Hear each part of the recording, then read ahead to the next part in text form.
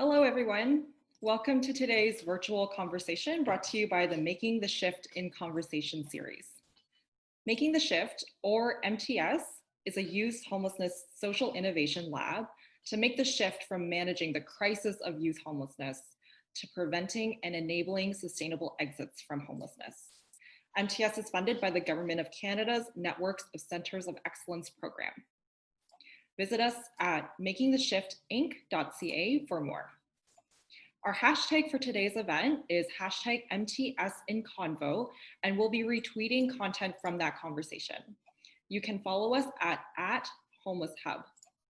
This is a listen-in only webinar, so if you have questions for our panelists, please type them into the question box in the control panel on your screen. We'll host a Q&A in the second half of the webinar. If you experience any technical issues, send us a message through the questions box or in the control panel on your screen. We will be recording today's webinar and you will receive a follow-up email with the link.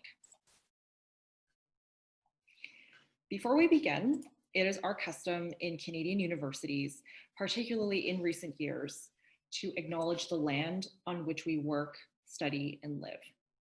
Since this meeting is being held online, a singular land acknowledgement does not capture the richness of our distribution across many locations in Canada and around the world. There are a few places on Earth that someone before us has not called home.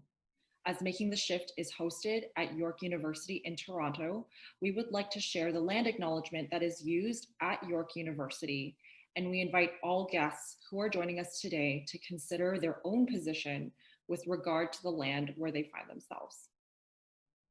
Making the Shift acknowledges its presence on the traditional territory of many Indigenous nations. The area known as Tikaronto has been caretaken by the Nishnawbek Nation, the Haudenosaunee Confederacy, and the Huron-Wendat. It is now home to many First Nation, Inuit, and Métis communities. We acknowledge the current treaty holders, the Mississaugas of the Credit First Nation. This territory is subject of the Dish with One Spoon Wampum Belt Covenant, an agreement to peaceably share and care for the Great Lakes region.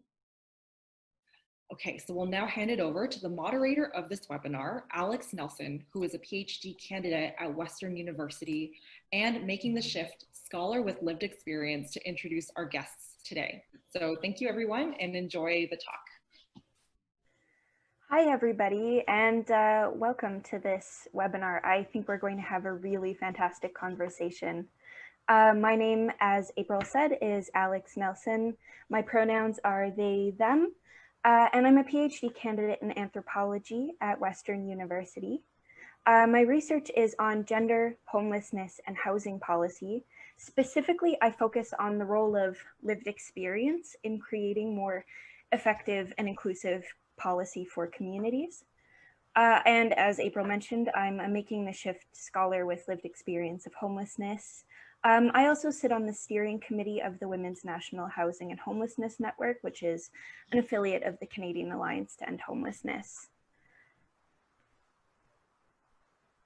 As you will learn today, Canada is falling short when it comes to supporting young people experiencing homelessness and their families or their chosen networks of care. Part of preventing youth homelessness involves strengthening the communities of support that young people have in their lives. As a young person who grew up experiencing homelessness and in foster care, I know firsthand how vital healthy and vibrant connections are to fostering a sense of belonging in the world. I hope you'll leave this webinar today with new ideas, new skills, and new frameworks of understanding, but also, probably most importantly, with a sense of hope as we imagine together alternative futures for ending and preventing youth homelessness. Our panelists today are Lisa Wolff and Justin Sage-Passant. Both Lisa and Justin will be giving a short presentation on their work, and then we'll dive into about a 30-minute question and answer period. I'll be asking a few of my own questions along with questions from the audience. So please feel free to put your questions into the Q&A tab at the bottom of your screen. I'll first ask Lisa and Justin to introduce themselves, and then we'll get started. Thanks. Hi, everyone. I'm Lisa Wolff. My pronouns are she, her, or L, and I'm the Director of Policy and Research at UNICEF Canada, with the mission to help ensure that governments and other authorities live up to their duties to respect and fulfill the universal rights that every child in Canada has. Thank you, Lisa and Alex. I'm Justin Sage-Passant. I'm the coordinator for the Family and Natural Support Program, which sits at Covenant House in Toronto. The program is working in partnership with a bunch of agencies across the city. So we take our services across the shelter sector across the city of Toronto. Thank you so much. I'll now pass this off to Lisa for her discussion of UNICEF's recently released Report Card 16 on both its implications for and depictions of child well-being in Canada. Thanks.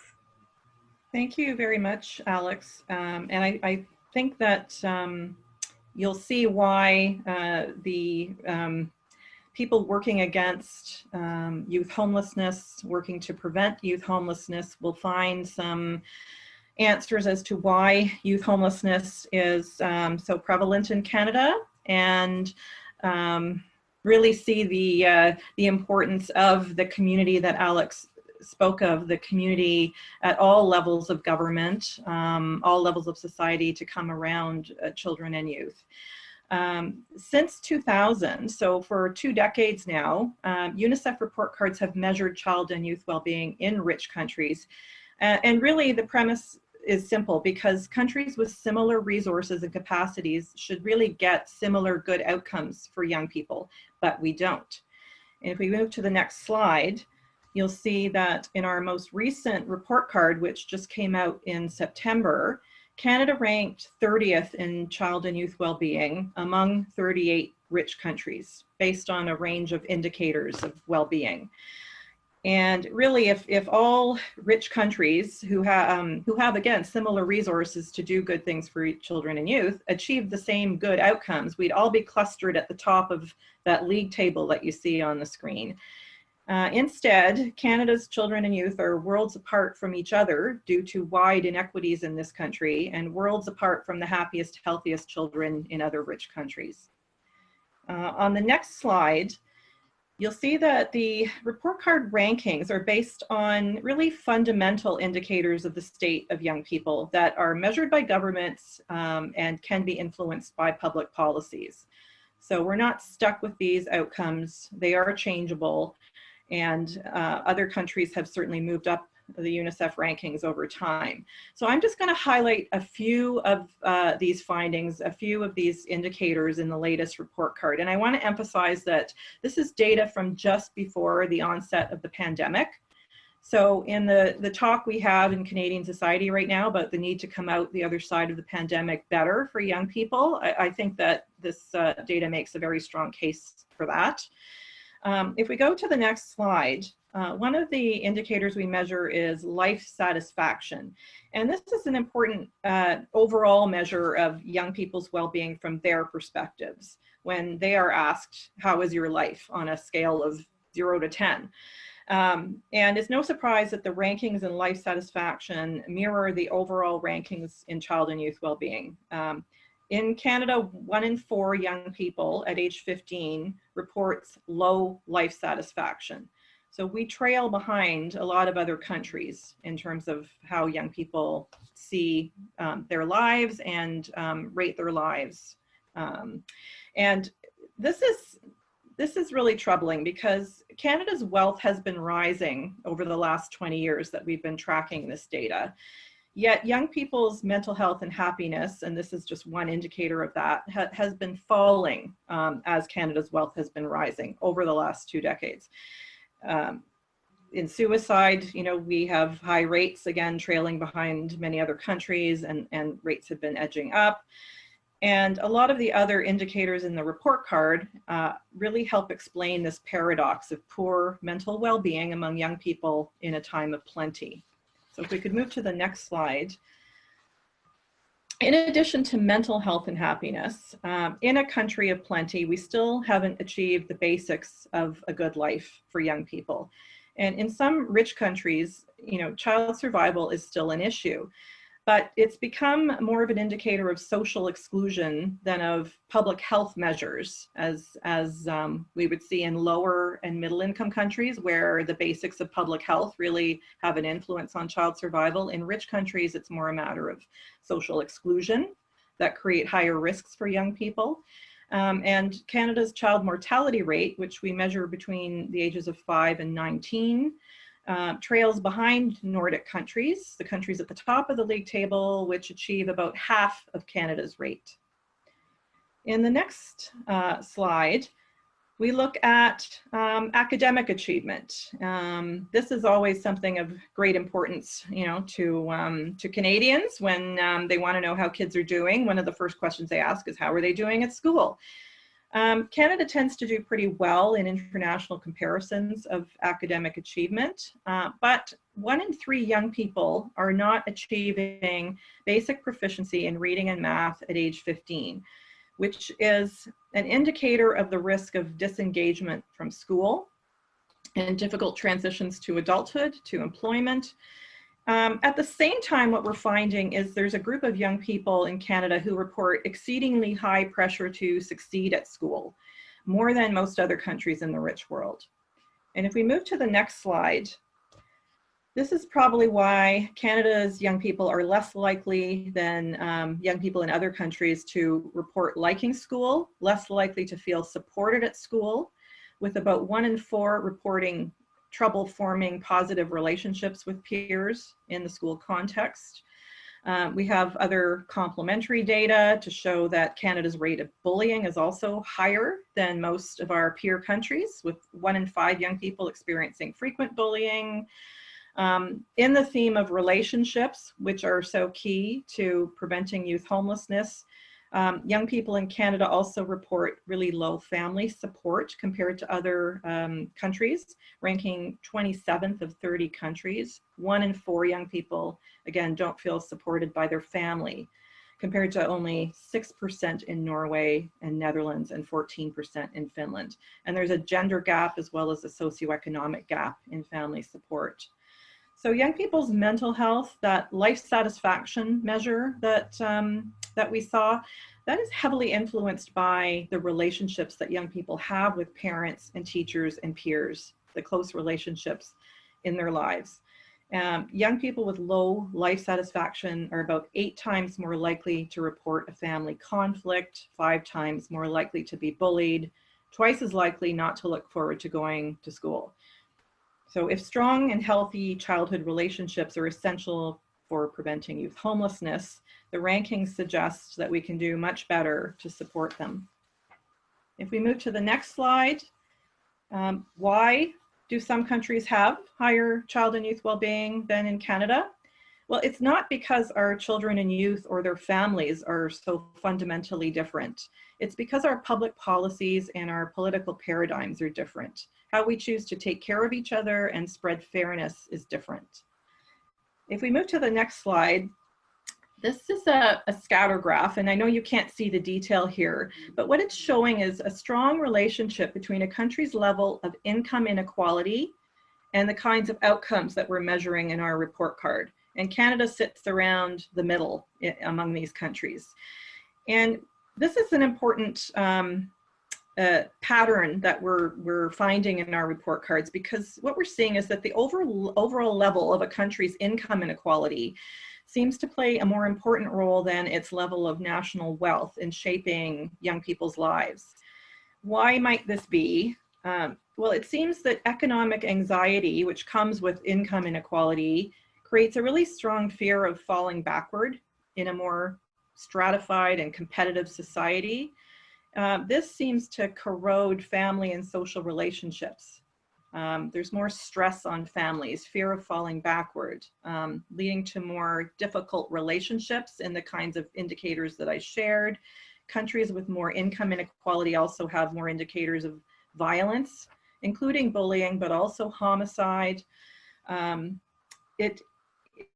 It seems to also affect children's health, which is a really sensitive indicator of social exclusion and inequality. So we get higher rates of child death and other poor health outcomes. And that's at sort of the individual level of children and families. But income inequality also corrodes social cohesion and a willingness to support and demand the kinds of policies that spread fairness. So on the one hand, Canada is failing to stem income inequality with public policies that help share wealth and opportunity. But at the same time, we're also failing to put in place sufficient mitigating policies, what I call the sponge policies, that really help soak up the resulting uneven conditions for growing up. And if we go to the next slide, we're going to just have a quick look at some of those policies, because we didn't only measure children's outcomes in our report card, we measured the public policies that are in place to that demonstrate good outcomes in the countries that have these in place in a robust way.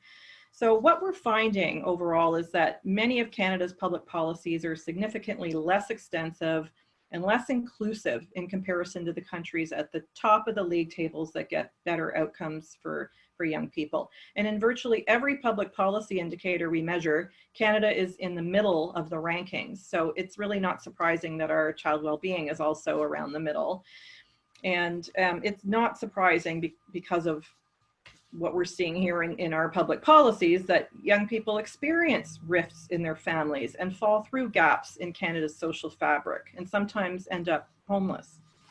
I'm just going to do a quick run through some of those policy indicators so you get a flavor of the pattern that we see in the next slide, which looks at income benefits. If we could just move to the next slide. We measure Canada's rate of child poverty. And in this kind of social protection policy, we know that child-focused income benefits have advanced in recent years, but as you can see, we still are in the middle of other peer countries. We don't sufficiently reduce child poverty and alleviate the socioeconomic conditions that create difficult family lives and weaken young people's social inclusion. On the next slide, we measure the extent that parental leave is accessible. So right from the start of life, when families can form close bonding relationships with adequate income supports, parental leave excludes almost a third of mothers and their infants due to eligibility criteria or an unaffordable rate of income replacement.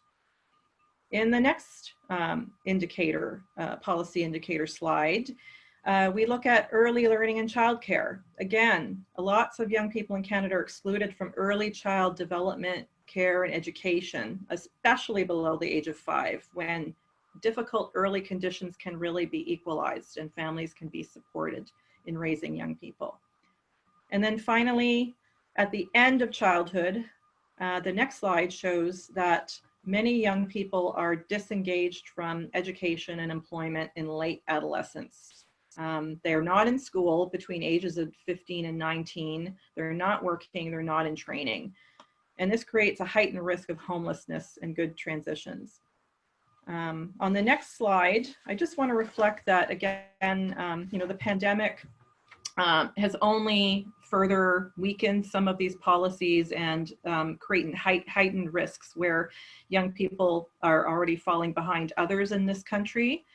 Or falling behind their peers in rich countries. So we risk widening the gaps between children and youth.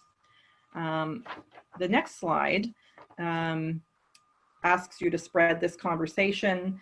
I think that, I want to end on a bit of an optimistic note to say that we have the resources even in these difficult times to do better. In Canada, we spend about 30% less on those policies that I just reviewed than the top performing countries. We spend less than average among rich countries. What would you do with the difference? It amounts to about $30 billion. We could do a lot to improve those policies and create a more cohesive environment for families and young people in this country and prevent youth homelessness. It's what the best performing countries do with much better outcomes. It's not rocket science. It just takes political will. So it's possible to change and reimagine better. So thanks very much for the opportunity to share some of that new insight with you. Thank you so much, Lisa. That was fascinating. And it's also so important that we take the steps to hold Canada to the standard of other nations. I think that's something that we don't often take the time to do. It's also really crucial that we take life outcomes seriously as Canada starts to rebuild and recover in the wake of COVID. The questions and indicators that measure overall life satisfaction, youth well-being, are really related to youth homelessness. And now Justin will be taking us from this sort of big picture national scale to a frontline case study, sharing his work with the Family and Natural Supports Program, where the complex, interrelated dynamics that Lisa shared will become much more evident, more clear. Justin, I'll now turn it over to you. Thank you. Thank you, Alex. I just want to say thank you for this opportunity to be part of this webinar. It's a genuine privilege. So thanks for all the folks that are behind the scenes that made this happen. Really appreciate it. So our Family and Natural Support Program here in Toronto, the purpose of our program is to help youth find and/or strengthen connections with whoever they identify as their family or chosen supports. We're a voluntary program. We're available for youth between the ages of 16 to 29. Primarily, we're supporting youth who are already experiencing homelessness. We've touched the shelter system, but we do also provide our services to youth who are marginally housed or at risk of homelessness. The goal of our program is really for all youth to have supportive relationships that are separate from and will continue after their homelessness and service provision experiences. I often talk about it in the sense that we wish every young person that is at risk of homelessness or experiences homelessness to have at least one caring adult in their life who's not paid to be in their life. A little bit about this image that you're looking at on the screen. When we launched the program, I conducted a 3-month consultation process where I spoke with just under 100 youth and around 50 family members, a number of different service providers. One of the questions that I asked, and specifically to the youth consultants, was how do you define family? So this image that you're looking at is made up of all the words that young people used when they were talking about how they would define family. And the larger the word is in that image, the more often it came up in the consultation. So a little bit more about what the youth consultants told us. So can we go to the next slide, please? So a few quotes from these consultations. You don't know how desperate it is. It's lonely being homeless. You want to have friends, but no one trusts each other. You want someone who's there for you all the time, no matter what.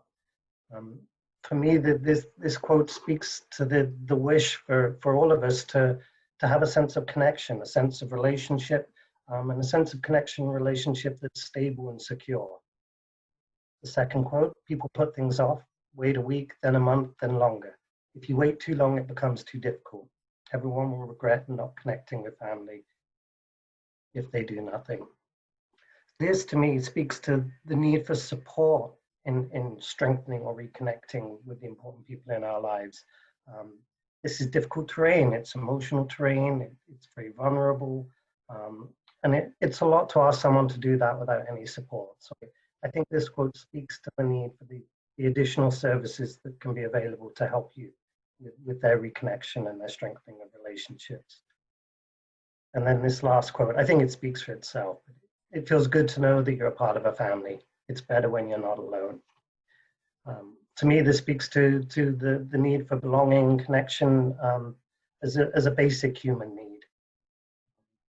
I think when we have healthy, supportive relationships, our mental health is better. We have an improved sense of self-efficacy. We have a better sense of hope for the future. And what this means in the homelessness context is that youth are more likely to exit homelessness more quickly, with fewer negative impacts, and they're less likely to return to homelessness. Can we go to the next slide, please? Thank you. So our program model, as I mentioned earlier, we work in partnership with a number of different agencies across the city of Toronto. So Covenant House Toronto is the administrative host for the program. We have partnerships with 7 other agencies, And this means that our team of F&S workers are integrated across 13 different sites. So that's a number of emergency youth shelters, transitional housing programs, and a couple of drop-in programs. What this means is that we're able to offer our services in a consistent way. So no matter where the youth moves, whether they're moving from shelter to shelter or in and out of shelters, returning to the family home, into their own housing, our F&S workers are able to follow the youth and provide support in a consistent way. It also means that our program is accessible to all youth, no matter which shelter they're staying at or which agency they're connected to. In terms of the service we provide, it's an integrated service. It's a combination of family and individual therapy, coaching and skill building, and systems navigation support. And those services are available not just for the young person, but also for their identified family members, once we have the young person's permission to include the family members in the work. Our workers are mobile, so they'll then with youth in the community at locations convenient to them or locations convenient to the family. And they also work with flexible schedules, so it's not a 9-to-5 role. Can we go to the next slide, please? Thank you. So a little bit about what's the value in this. So we know, and this has been well documented, that the breakdown in close relationships, conflict in family of origin, is the main driver for young people entering into homelessness. As a result of this understanding, this has led us to an approach to responding to youth homelessness that focuses on building the skills in young people to be self-sufficient and independent. We've taken the view that the family is only part of young people's past, and often it's been a problematic part of young people's past, and it can't be a part of the young person's future. However, we also know that whilst experiencing homelessness, many youth do maintain contact with family. At Covenant House in Toronto, we did a small survey of the youth access Covenant House's services. It was around 160 youth were surveyed. 71% said they had contact with their family in the last 6 months. 54% said that they remained close with at least one family member. And 36% of youth surveyed said they would return to live with family if things could improve. So recognizing this reality, we want in our F&S program to support opportunities when it's appropriate, when it's safe, to resolve conflicts and reconcile relationships. We also want to help youth navigate challenging relationships in safe and healthy ways.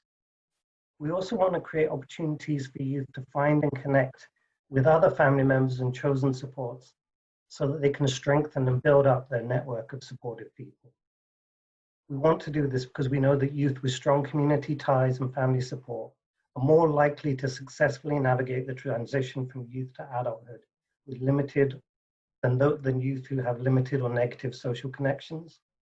We know that non-professional supports can promote positive self-identity and well-being in young people. And we know that supportive family and social connections are associated with increased resilience. Perhaps most importantly, we see belonging connection as a basic human need that provides a platform for success in other areas of a young person's life. And this is why we have the image of Maslow's hierarchy of needs on the screen.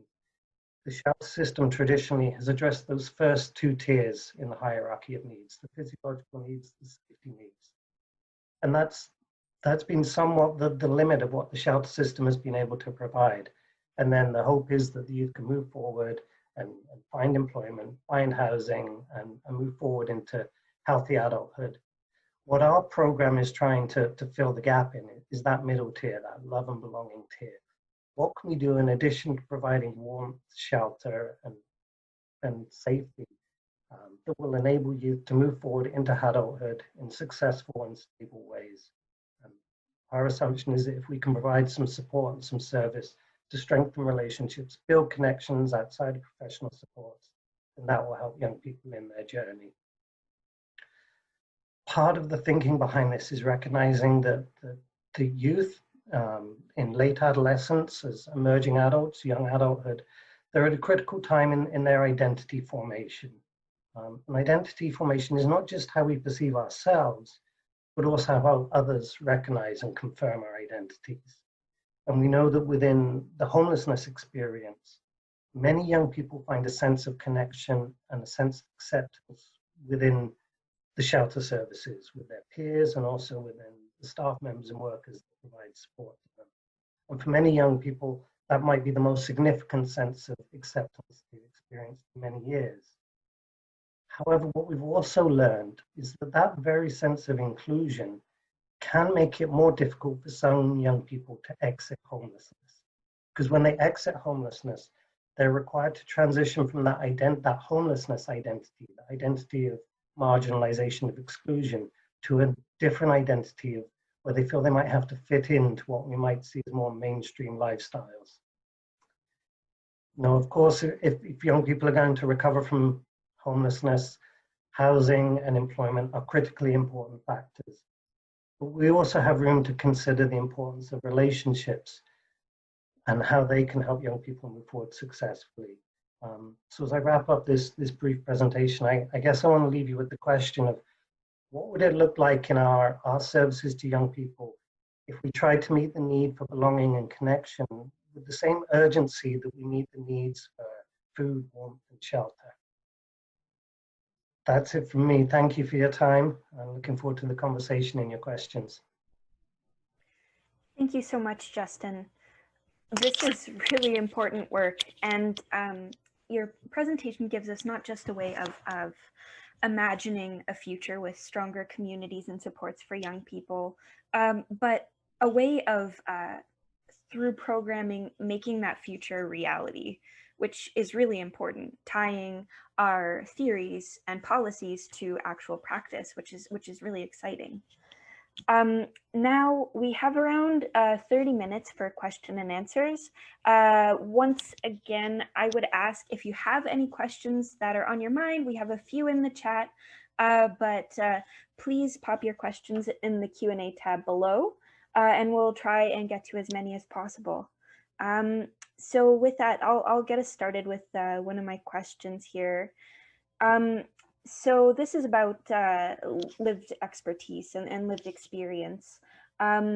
Report Card 16 explains that young people should play a key role in shaping policy targeting youth quality of life, and at several points refers to the U Report Forum, which is an online forum where youth were able, as far as I know, to provide comments, insight, and perspectives to shape Report Card 16.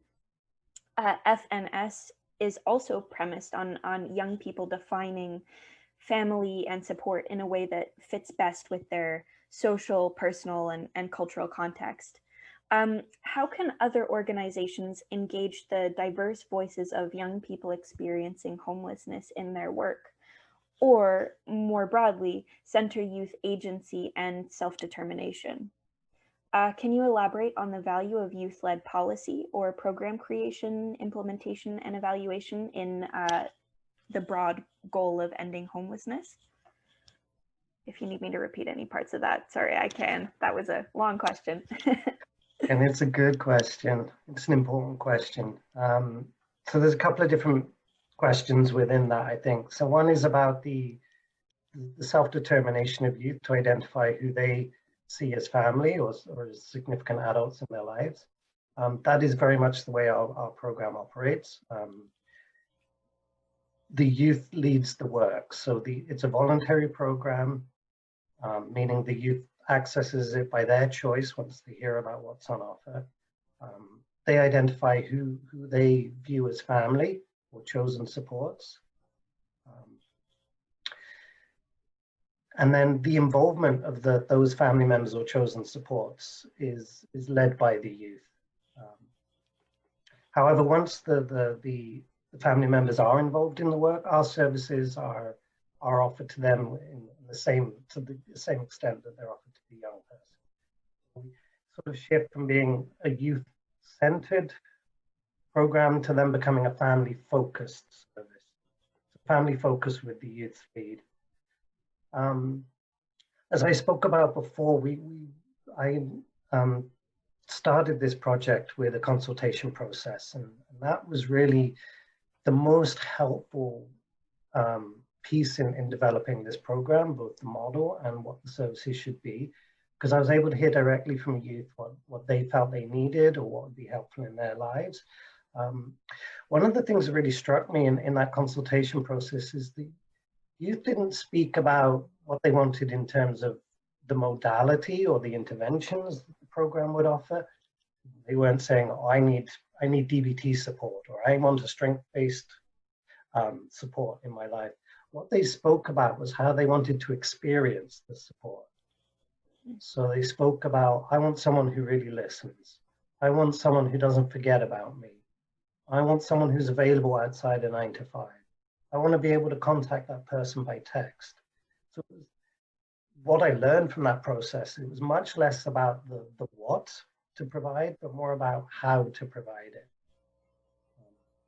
And I think, and I'm guilty of this myself, when we work in programs and we do our reading and we do our research, we focus much more on the what than the how. So that this was a powerful message for me in designing this program, is to really think about the sort of how we parallel supporting healthy connections with how we provide a healthy connection in our professional services. That's really interesting. Thank you. Yeah, if I might add to that, Alex, I would say that, you know, the community building work like that is often a place where we see youth and participation in shaping and designing programs and services. It's far less common to see it in the kinds of public policies that I was speaking about, but it's certainly possible, you know, to include young people's perspectives in designing policies. And you mentioned U-Report, which is a platform that that UNICEF has established to try to do that. It's only one way that we engage youth in trying to influence policy. But one interesting way we used that was when the federal government was setting its the first federal strategy to counter poverty, including child poverty, in the last parliament. You know, the decision was being taken about how to measure poverty, and using a market basket measure, which is basically a way to understand what things and services do people need to meet their basic needs, if you define poverty that way. And it's that market basket measure has always been defined by what adults think is needed. So we used U-Report to ask young people. And we have 700 U-Reporters across the country, very diverse youth. Many are farthest from opportunity in our society. And, you know, they identified things like, well, you know, public transit is what we rely on and it's unaffordable. You know, hygiene, menstrual products are unaffordable. You know, everybody should, every young person today should have a cell phone and a data plan. That's often not affordable. Those things should go into a market basket, you know, in terms of defining basic needs. So young people should be involved in the design of any kind of policy, program, service that affects them. And there's ways to do that. Yeah, definitely. I think it's really important. Oh. Sorry, Alex. Just to add on to what Lisa's saying, absolutely, youth should be involved in the design and an ongoing advisory capacity, and they need to be compensated appropriately for their time. It shouldn't be a $5 gift card for Tim Hortons. It needs to be paid at an appropriate rate for their time and their contributions. The other piece I would add into this from my lens of thinking about youth in the context of their family relationships is we need to hear the voices of the family members as well. We need to understand what their needs are if our hope is that they're going to be supportive people to the youth. Mm-hmm.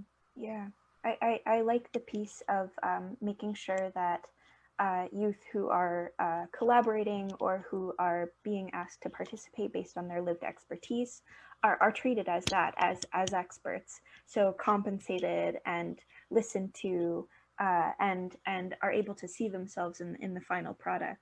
I think it's important thinking about that, the market basket measure, and what do people actually need in their lived realities? Does that match somebody's on the ground experience? And if not, then we really need to rethink how we're using it, why we're using it, and where it came from in the first place. It's really interesting. Our next question here, it touches on a few of the themes that you both brought up, and a few of the notes that are in the question and answer section. It's about inequality, identity, social location, and how those things influence youth homelessness. So again, report card 16 indicates that behind the statistics, immense inequalities are masked. Inequalities that are compounded by colonization, cis heteropatriarchy, racism, ableism, saneism, among other things. The FNS report also expresses, and I quote, LGBTQ2S, Indigenous, racialized, and newcomer young people often experience heightened social isolation. What measures should program designers and policymakers take to ensure their work reflects these intersections? How can these programs and directives be mobilized to confront oppressive systems that lead to youth homelessness? And what does this look like in the context of strengthening chosen supports? Yeah, well, you certainly have to know who the young people are that are going to be affected by your decision, your policy, your program service, and how they identify. And when it comes to, data of the type that UNICEF, brings into our understanding of how young people are experiencing life, what we find is, as data users, because in rich countries, UNICEF doesn't collect the data.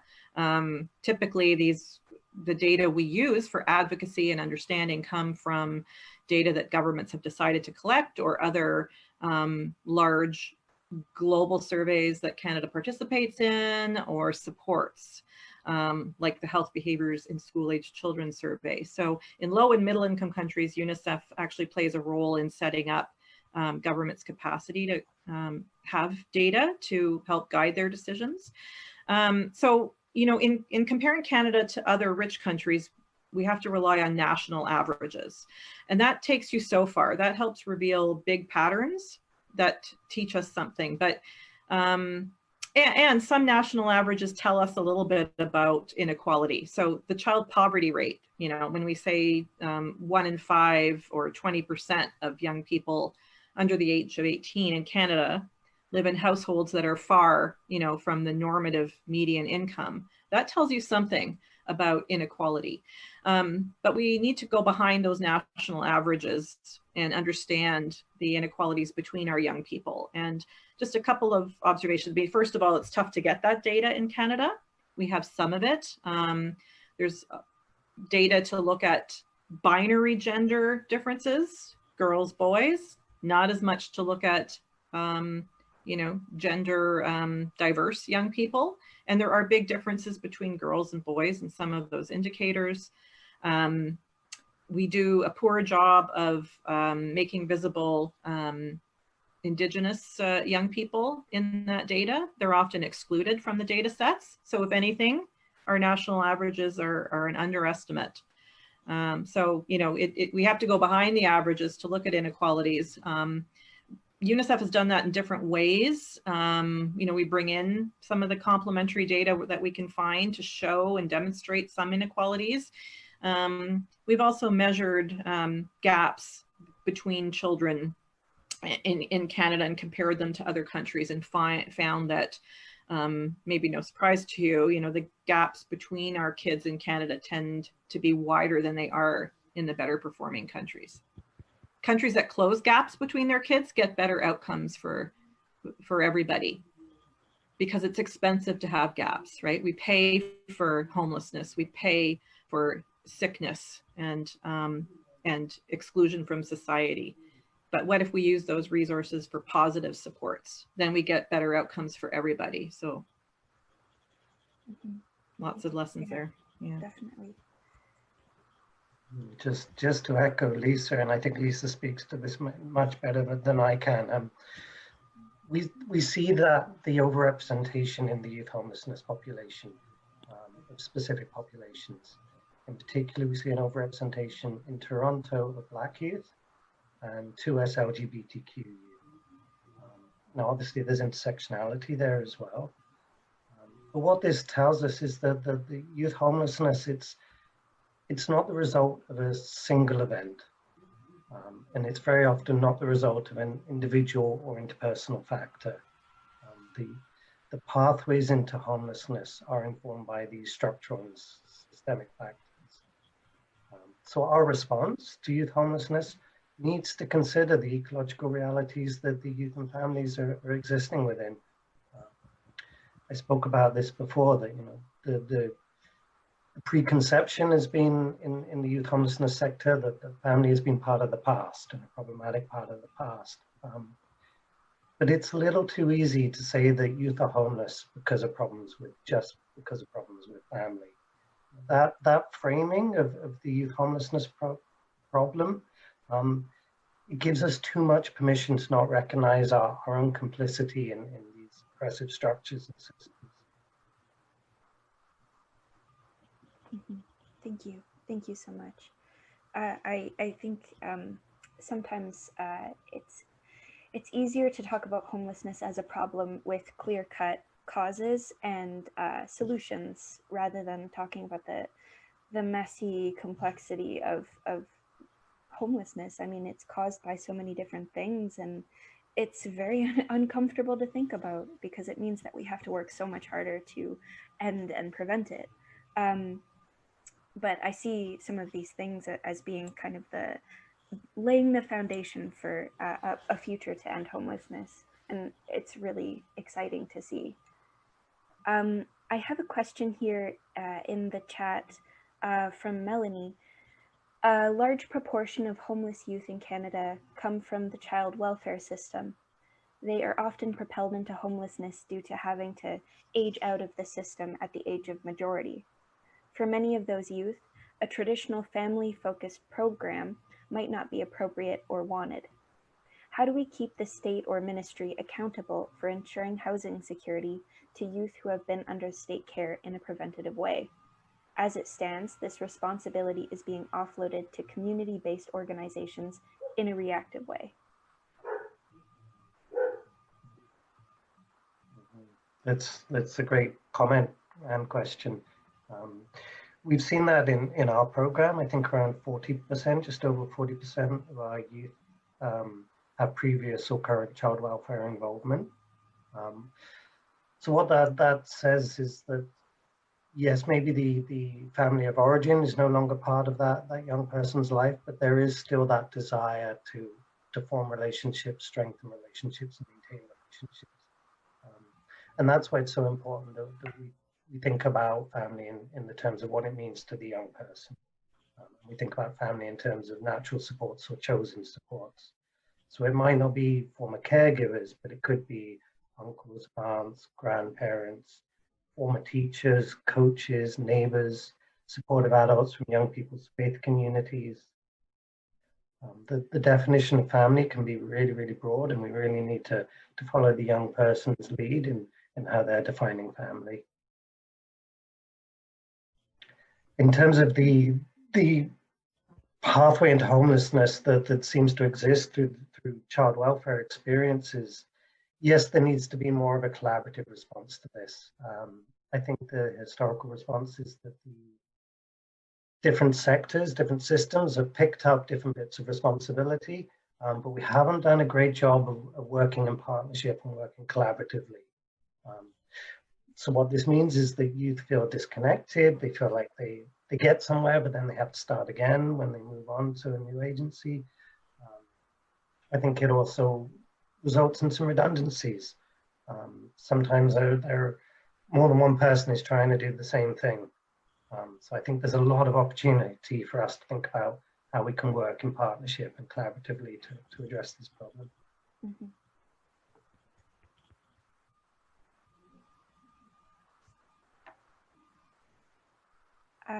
Lisa, I'm not sure if you have a direct answer. It's a little more Justin's wheelhouse, it seems.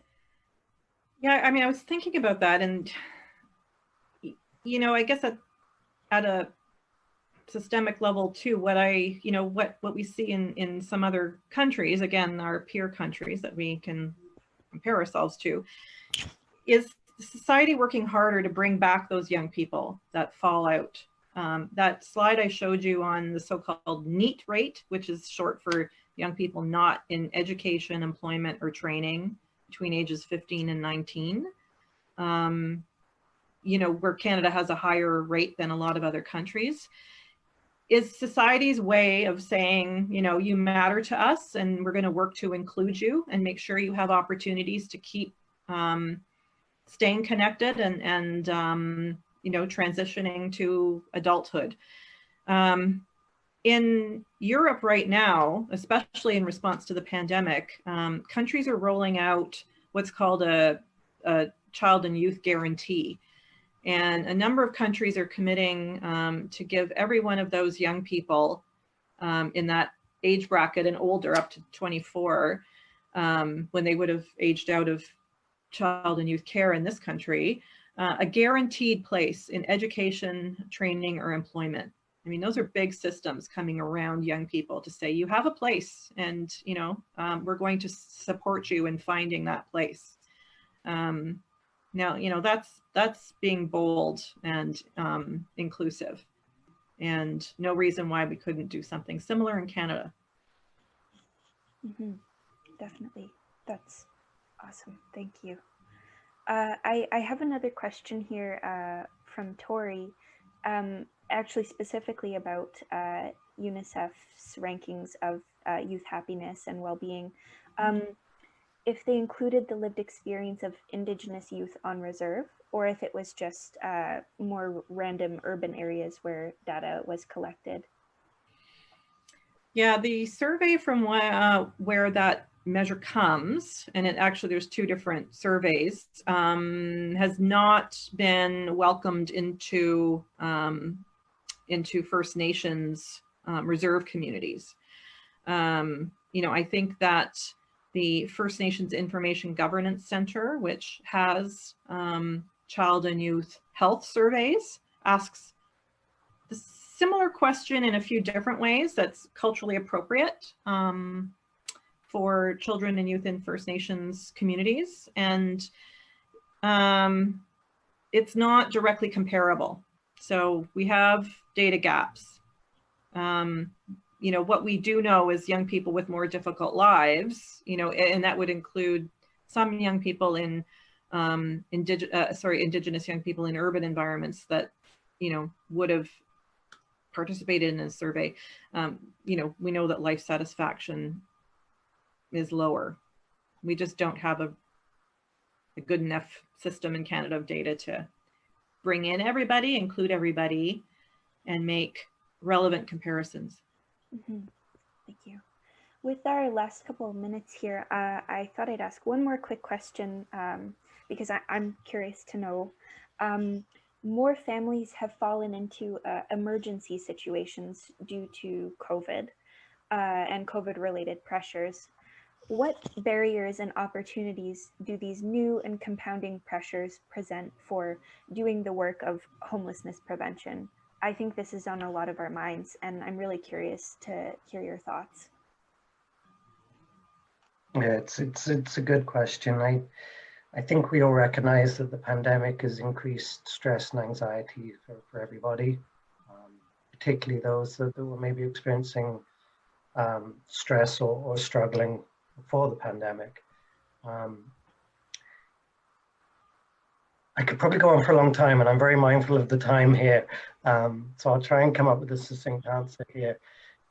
I think a big impact of the pandemic has been loss of opportunities to connect with services, with social and recreational activities, particularly for client populations that may identify as being more marginalized and more discriminated against, who find a lot of resource and a lot of strength in being able to get together with like-minded folks.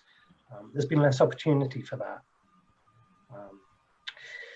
It's also meant that a lot of professional services have not been as accessible or as low barriers perhaps they were before, in terms of walk-in access, in terms of opening hours, how many appointments can be held in one day. what we've learned from this, I think we're still learning, but we're coming together online, right? Just like this conversation.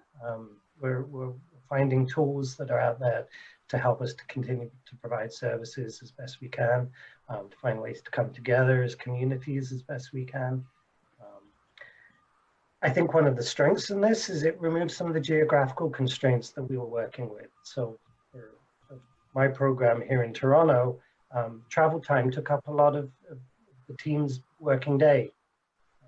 So we've actually seen an increase in the number of appointments they can schedule and offer within a day, because they're not traveling, they're working over the phone, or they're working through Zoom. Occasionally clients are coming to see them in person. So yeah, I think lots of opportunity for us to think about how technology can help us remove some of the barriers that existed to services. Definitely, thank you. Yeah, I also wonder if, how we define essential services, needs to be reconsidered. I mean, Canada had one of the most extensive in geographic spread, in the number of services, and in the duration of shutdown, compared to other countries. And it's not necessarily because we had a higher COVID burden. So, rethinking about some of those COVID response policies is probably something we should do as well. Mm-hmm. And I'm going to be jumping in because unfortunately we're out of time today, but this was such a stimulating and lovely conversation. And on behalf of Making the Shift, I want to thank all of you for joining us today. And I think I echo the audience of how wonderful this conversation was. And there were quite a few questions that we actually were not able to get to, which shows the quality of curiosity around the issues that were discussed. So we will be gathering all questions just to show to our guests today for their information. And we will go from there. But I'm just going to be sharing a final slide with just our information on what you can do to follow us next. We will be sending the recording of this webinar to everyone who is registered, and we'll be sharing it on social media. And today's event was the second of our virtual event series. So if you have any feedback on our event today, we'd love to hear from you in our post-event survey, and we'll be sharing it in the webinar chat. And if you'd like to learn more about our work, you can visit our website at makingtheshiftinc.ca or subscribing to our newsletter, also link in chat. So thank you so much again, Justin, Alex, and Lisa for today. And we really appreciate your time and insights.